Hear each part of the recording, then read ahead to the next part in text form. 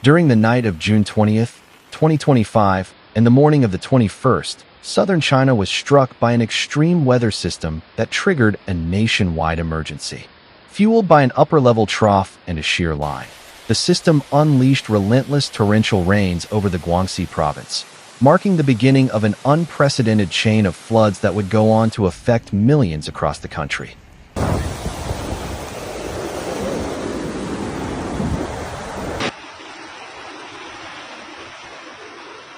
The cities of Beis, Hubei, and Liuzhou were the first to bear the brunt of the storm.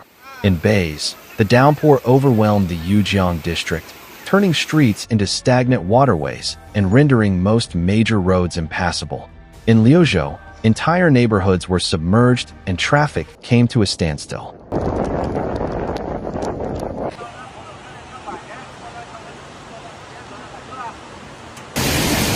Meanwhile, in Hubei, a minibus was trapped in deep floodwaters, prompting firefighters to wade through raging currents to perform a dramatic high-risk rescue. In the Jinqingjiang district of Hubei, a special education school was completely flooded, and massive trees collapsed under the weight of the water, crushing parked vehicles. In Liuzhou, alarmed residents described the sudden storm as the worst they had seen in years.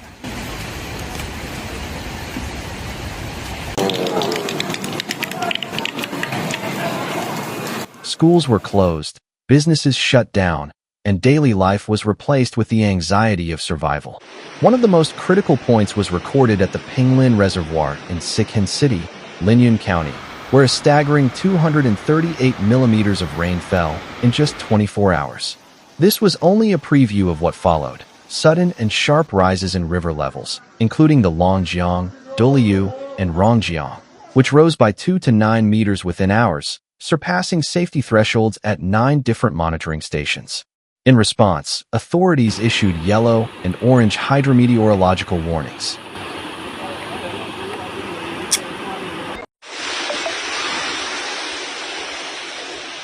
On June 21st at 4 p.m., a red alert was declared for flash flooding in Beis, Liuzhou, and Hubei. Residents were ordered to evacuate immediately, and rescue teams were deployed across the region. Several dams, filled to critical capacity, were forced to release water without prior notice, worsening flooding downstream. The near collapse of these reservoirs revealed the vulnerability of existing infrastructure in the face of extreme weather. Releasing water was a double-edged sword. It prevented dam failure, but sent surges of water to already devastated areas with no time to warn or evacuate residents.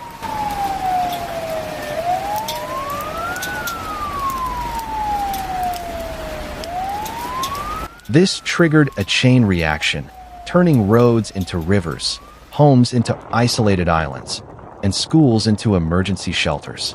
At 6 p.m. on June 21st, the Lujiang River in Liuzhou reached a level of 80.11 meters, exceeding its alert threshold by 3 meters. Its flow rate, 12,400 cubic meters per second, threatened to flood even more urban areas. By June 22nd, projections showed that the Doliujiang River would rise 3 meters above safety levels at the Sanjianjiangxi section.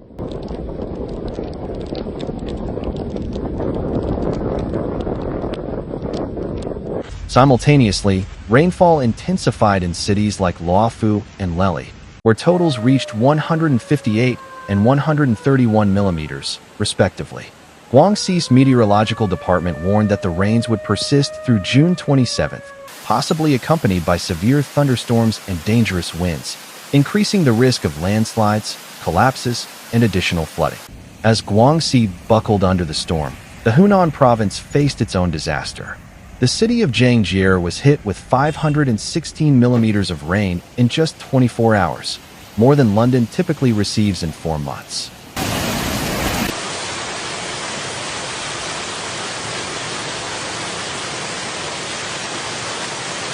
Streets turned into violent torrents, sweeping away vehicles, trees, and homes. The Lishui River, crucial to the region, rose 9 meters in just 12 hours. This dramatic surge broke flood defenses, inundated both rural and urban areas, and left thousands trapped. Over 10,000 residents were evacuated by land, water, an air as emergency crews raced against time to reach isolated communities.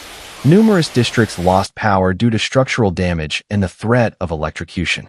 Train lines and highways in Hunan were shut down due to landslides and submerged routes.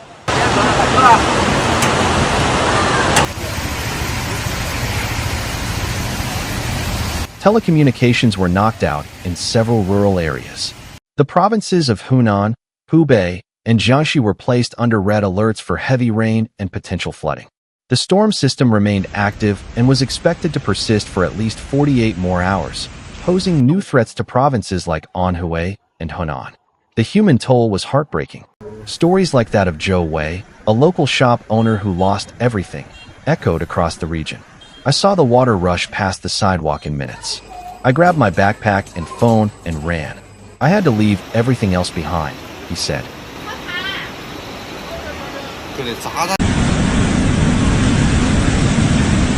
Social media was flooded with videos of people stranded on rooftops, cars floating through city streets, and entire communities swallowed by floodwaters. China's national response included deploying over 500 military personnel to reinforce riverbanks, distribute food, and aid in evacuations. Engineers monitored the region's most vulnerable dams, fearing that any collapse would worsen the already catastrophic situation. In eastern China, the rains continued, submerging cities like Honor and Ningbo. Over 200,000 people were displaced, and hundreds of villages disappeared underwater.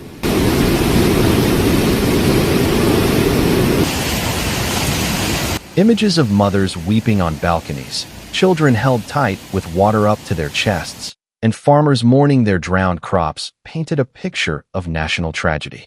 Material losses were enormous. Streets caved in, trains suspended, roads destroyed, and markets shut down. Economic activity in multiple regions came to a halt, while waterborne diseases posed a growing public health risk as sanitation systems failed.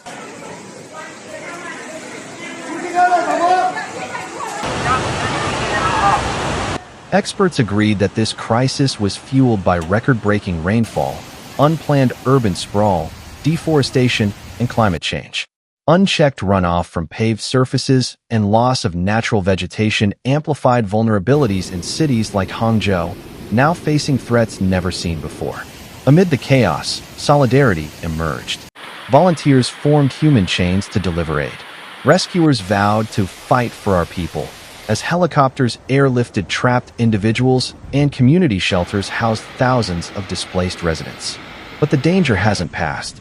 More rain is expected, and dams remain under severe pressure.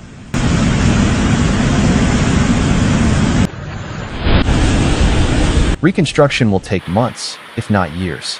The real challenge, however, lies in strengthening resilience to an increasingly extreme climate and learning from the lessons left behind by a disaster that submerged eastern China, drowned cities, fractured families, and left a nation clinging to hope amid the devastation.